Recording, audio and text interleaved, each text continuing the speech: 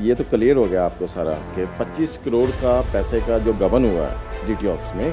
गबन जो होता है वो कोई ये नहीं है कि हमने किसी से पैसे लेने हैं।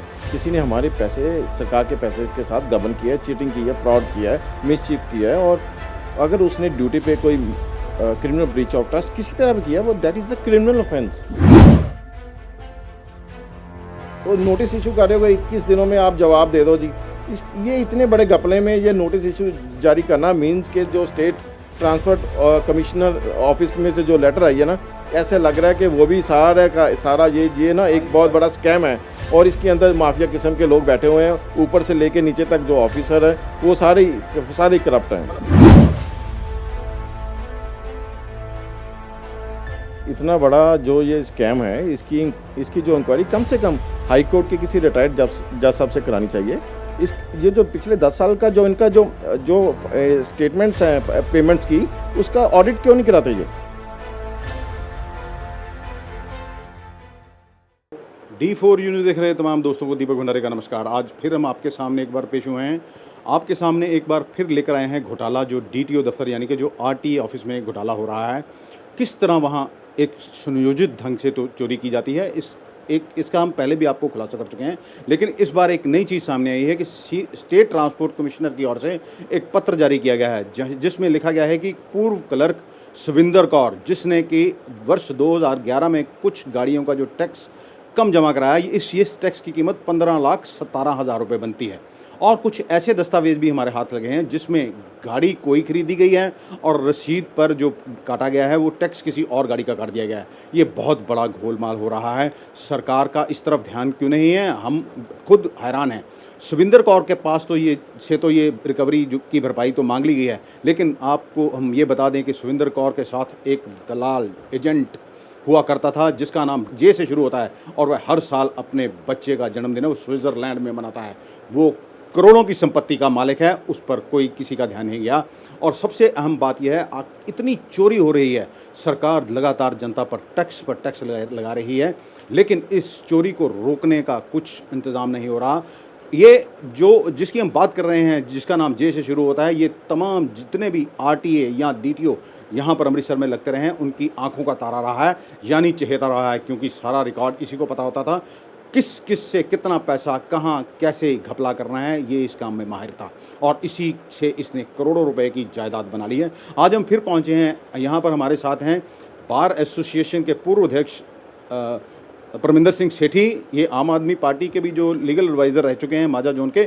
उनसे बात करेंगे कि आखिरकार इतना बड़ा गोलमाल जो सामने आता है, दस्तावेज हैं इनके पास, ये सारे इनके पास, ये सरकार चुप्पी क्यों साध लेती है, दोषियों पर कार्रवाई क्यों नहीं होती। सत श्री अकाल परमिंदर जी, आपका स्वागत है सर हमारे चैनल में। सर थोड़ा सर ये बताएंगे, आपको भी ध्यान होगा, ये भी आपके पास एक लेटर आया है कि 15 लाख रुपए की रिकवरी मांगी है, लेकिन रिकवरी की भरपाई होना, क्या वो जो उसका जुर्म होता है वो उसको छिपा देता है? देखो, ये तो ऐसे ही ये तो क्लियर हो गया आपको सारा कि 25 करोड़ का पैसे का जो गबन हुआ है डीटी ऑफिस में।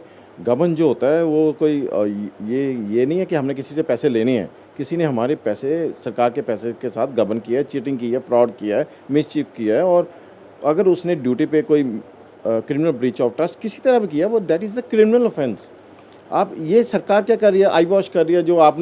हमने जो कुछ दिन पहले सरकार के नोटिस और लोगों के नोटिस में लेके आए थे कि ये जो फ्रॉड चला है 25 करोड़ रुपए का, तो सरकार ने क्या किया, आई वॉश करने के लिए, जस्ट आई वॉश करने के लिए एक सिंपल नोटिस इशू किया। और नोटिस इशू किया है एक क्लर्क को जो कि ऑलरेडी रिटायर्ड हो चुकी है। सारा बटन उस पर शिफ्ट करके और सिंपल उसको बोल दिया कि 15,17,000 रुपये 497 रुपये आपने कम टैक्स जमा कराया। यानी कि ऐसे लग रहा है जैसे ये दीवानी मामला चल रहा है, इसमें कोई फौजदारी, ये क्रिमिनल ऑफेंस कुछ भी नहीं हुआ इस केस में। मतलब श्री साहब, अगर ये कहा जाए कि पहले तो चोरी सामने आती नहीं है, सामने आती तो मामला लीपापोती पे चला जाता है, लीपापोती के बाद उस पर जांच इंक्वायरी बिठा दी जाती है। आखिरकार हमारा देश, हमारा जो ये तंत्र है, इसीलिए तो चोरों के, हम ये नहीं कहते चोर, ये जो भ्रष्ट लोग हैं, इनके हौसले इसीलिए तो बुलंद होते जा रहे हैं। देखो, सारा सिस्टम में ये चल रहा है ना, करप्शन तो पॉलिटिशियन ने अब तो इंडिया में लीगलाइज कर देनी चाहिए। अगर आपने कोई चीज़ आपको जल्दी लेना है, ऑफिस किसी ऑफिस से इलीगल तरीके से पास कराना है तो आप उसके इतने पैसे दे दो और अपना काम करा लो। ये देखो साफ ज़ाहिर है 25 छोटा स्कैम नहीं है, 25 करोड़ पब्लिक फंड्स हैं। अगर पब्लिक फंड्स को कोई मिसअप्रोप्रिएट कर रहा है, अगर छोटा सा कोई क्लर्क बैंक में 2000 रुपये हेराफेरी कर लेना, उसकी जमानत नहीं होती 2 महीने। तो ये 25 करोड़ का घपला, जो इतना बड़ा घपला है, सरकार चुप करके बैठी है। इसका मतलब कि सियासतदान से लेके जो हायर ऑफिसर है सभी इसमें इन्वॉल्व हैं, इसलिए ये एक रिटायर्ड ऑफिसर के ऊपर सारा बर्डन शिफ्ट करना चाहते हैं। अच्छा श्री साहब, आपके पास कुछ ऐसे दस्तावेज भी हैं जिसमें इंडिगो गाड़ी ली गई, और उसका पहले तो मैं चाहूँगा कि आप वो पत्र दिखाएं जो एसटीसी की ओर से जारी किया गया है।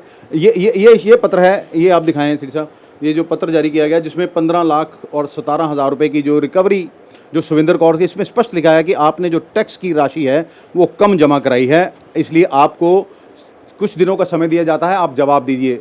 सुविंदर कौर जवाब नहीं देती हैं, मामला क्रिमिनल है, सीधे सीधे मामला जो है ये सरकारी पैसे के गबन का है और एफआईआर बनती है, और पूरी इसमें जांच होनी चाहिए थी कि आखिरकार ये पैसा कहाँ गया और इसमें कौन कौन लोग शामिल हैं। एक इंडिगो गाड़ी जो जिसकी कीमत के कम से कम तब उस समय 5 लाख रुपए थी, उसका टैक्स जो है 1680 रुपये जमा करवाया गया है। हम आपको श्री साहब से कहेंगे वो भी वो दस्तावेज दिखाएंगे। श्री साहब आपके पास वो भी दस्तावेज होंगे, इंडिगो गाड़ी है एक, बेशुमार गाड़ियों के हमारे पास रिसीप्ट्स हमारे पास मौजूद है।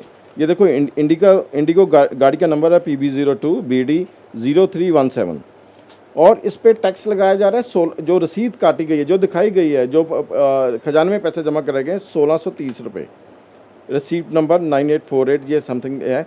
और इसी तरह इनोवा कार को नंबर इशू किया गया 1 यानी कि 0001 और इसकी जो रिजर्व प्राइस ऑक्शन में जो जाती है 2.5 लाख रुपया एट प्रेजेंट। उस समय जिस समय ये 2009 में नंबर दिया गया, उस समय तो इसकी वैल्यू तकरीबन 5 लाख के करीब थी नंबर लेने के लिए, और उसको सिर्फ रसीद जो इशू की गई है, जो पैसे शो किए गए जमा कराएं सरकारी खजाने में 69,268 रुपीज़ ओनली।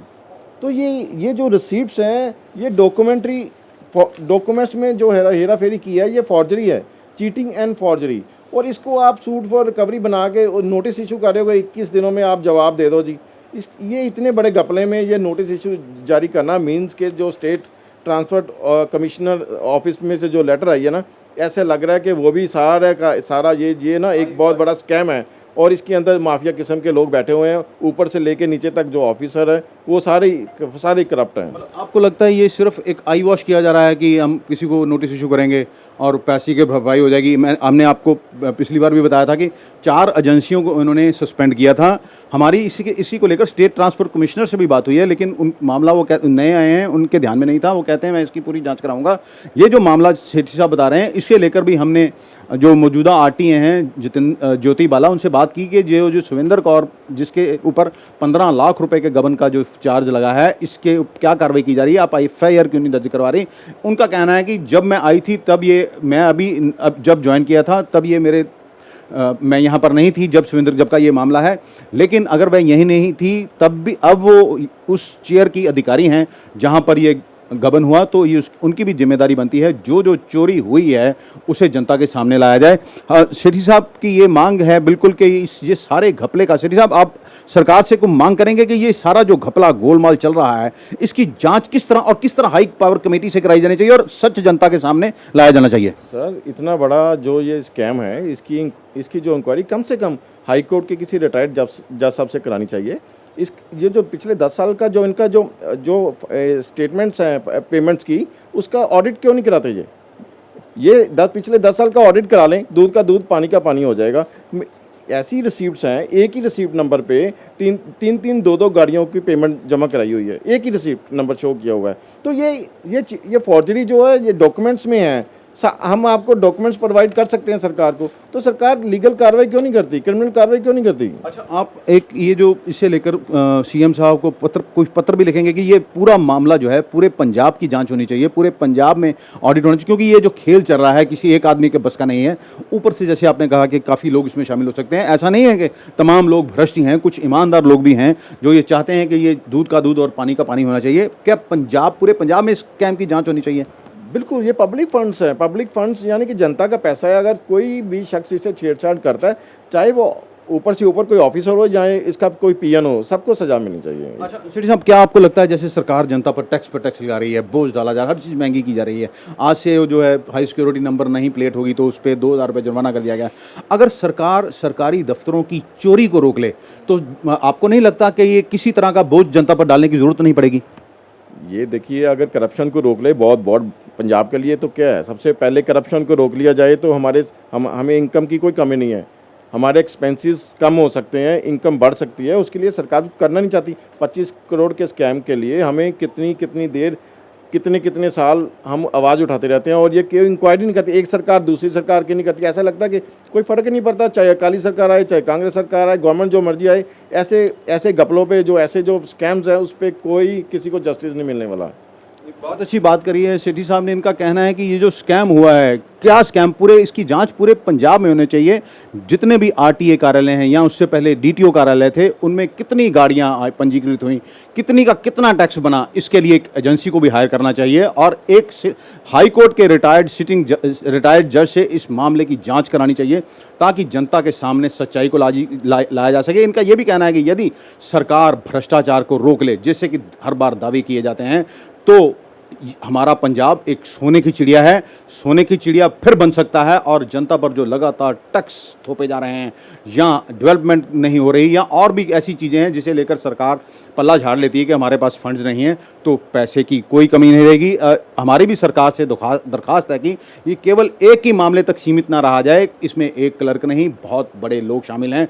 6,000 पर बंदा काम करता है, एक एजेंट दलाल बिना पैसे के वहाँ काम करता रहता है और वो करोड़ों रुपए की संपत्ति बना लेता है। महंगी गाड़ियाँ उसके पास कहाँ से आती हैं? ये सारी जांच होनी चाहिए। ये सरकार को ना तो कोई आयकर देते हैं, सरकार के टैक्स का पैसा खा रहे हैं। हम सेठी साहब आप कुछ और हमारे चैनल के माध्यम से दरख्वास्त करना चाहेंगे? देखो, मैं तो ये कहूँगा कि सरकार से हमें कोई उम्मीद नहीं रखनी चाहिए। आपने पीछे जो एक 55 करोड़ पे जो ऐसी जो स्कॉलरशिप का स्कैम था, आपने देखा जो कंसर्न ऑफिसर जिसने वो स्कैम निकाला था उसकी बदली कर दी पंजाब सरकार ने। तो हम कैसे उम्मीद लगा सकते हैं कि सरकार हमें इंसाफ देगा? क्योंकि सरकार के अंदर करप्ट, जब इनके मिनिस्टर लोग ही करप्ट बैठे हैं तो नीचे ये क्लर्क पीएन ये इनको कैसे पकड़ेंगे? ऊपर से करप्शन ऊपर से रुकनी चाहिए ना।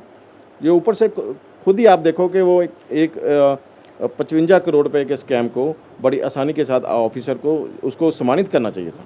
उसने पब्लिक फंड्स को ये जो मिसयूज़ हुए हैं उसको डिस्क्लोज़ किया था पब्लिक के आगे, मगर उसको सम्मानित करने के बदले उसकी बदली कर दी जाती है। तो इसमें तो आप लोग अगर प्रेस इस मसले को उठाएंगे तो मुझे लगता है कि ये मजबूर होंगे, ये लोग मजबूरी में कोई ना कोई एक्शन लेंगे। अदरवाइज़ तो इमीडिएटली एफआईआर, देखो एक छोटी सी अमाउंट में 10-20 हज़ार रुपये की कोई हेराफेरी करता है तो 420 का थाने में पर्चा दर्ज हो जाता है और ये कोई पुलिस भी नहीं जा रही। अभी तो पब्लिक, आपने न्यूज़पेपर में भी पढ़ा होगा, ये स्कैम आ रहा है तो कोई पुलिस वाले अफसर, कमिश्नर साहब, आईजी साहब, ये सब अखबार पढ़ के तो अपने घरों पे बैठे रहते हैं क्या? बहुत अच्छी बात कही सेठी साहब ने कि ऐसा लगता है कि अब जनता को सरकार से किसी भी चीज़ की उम्मीद करना छोड़ देना चाहिए, क्योंकि वो मान चुकी है कि हर जो कार्यालय में भ्रष्टाचार होता रहेगा। इन्होंने ये भी अच्छी बात की, ऐसी जो स्कॉलरशिप, जो एससी फंड का जो घोटाला हुआ था 55 करोड़ रुपए का, और जिस ऑफिसर ने वो सामने लाया था उसका भी तबादला कर दिया गया है। कुल मिलाकर करोड़ों रुपए हर एक सरकारी विभाग में भ्रष्टाचार हो रहा है। हम ये नहीं कहते हैं कि सारा तंत्र ही बिगड़ा हुआ है, लेकिन ऐसे नज़र आता है जो लोग सच्चाई और ईमानदारी से काम करते हैं उन्हें खुडे लाइन लगाया जाता है और जो सिस्टम का हिस्सा बनते हैं और आपस में हलवा मड़ा करते हैं और कमाई करते हैं उनको ही प्रमोट किया जाता है। हमारी भी अपने चैनल के माध्यम से एक बार फिर मुख्यमंत्री कैप्टन अमरिंदर सिंह से दरख्वास्त है कि ये जो मामला सामने आया है इसे हल्के से ना लिया जाए, इसकी एक पूरी जांच होनी चाहिए, पूरे पंजाब में इसका ऑडिट होना चाहिए। मैं आपको बता दूं, सीनियर ट्रांसपोर्ट कमिश्नर होते थे, स्टेट ट्रांसपोर्ट कमिश्नर होते थे दिलराज सिंह संदेवालिया, तब भी हमारी उनसे बात हुई थी। उन्होंने कहा था कि इस मामले की पूरी जांच होगी और इसके लिए मैं पंजाब में एक टीम से ऑडिट करवाऊंगा, लेकिन वो सब बातें की बातें रह गई। अब इसमें कुछ होगा या नहीं ये तो आने वाला समय ही बताएगा, लेकिन हमारा काम है जनता को जागरूक करना। लगातार हम अपने चैनल के माध्यम से लोगों को जागरूक कर रहे हैं और करते रहेंगे। यदि आपको लगता है कि हम ठीक काम कर रहे हैं तो इस वीडियो को कम से कम अपने 10 दोस्तों को शेयर जरूर कीजिए और हमारे चैनल को सब्सक्राइब करें, बेल आइकॉन भी दबाएं। अमृतसर से D4U न्यूज़ के लिए दीपक भंडारी की खास रिपोर्ट।